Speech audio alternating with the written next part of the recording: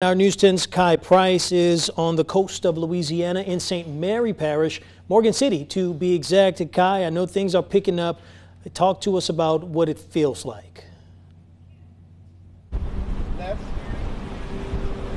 Yeah, darling Dalfred. Of course, we know now that Hurricane Francine has made landfall in St. Mary Parish. Excuse me.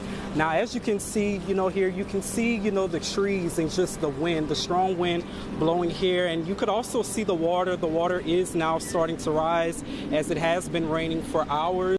Kelvin, if you could just point down there, you could also see just some more debris from the winds picking up here. And as Trevor said, these are tropical storm winds and hurricane force winds that are making this debris come now. Now, I want to reiterate again that there is a curfew in St. Mary Parish. Parish President Sam Jones and the St. Mary Parish Council have made a curfew for residents to be inside by 5 p.m. and that curfew will last until 7 p.m. tonight. And of course, I'll be out here as we get more updates on the storm and as Hurricane Francine continues to make her way to Mary Parish.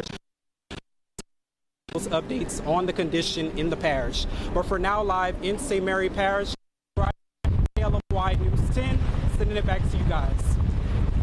All right, thank you, Kai.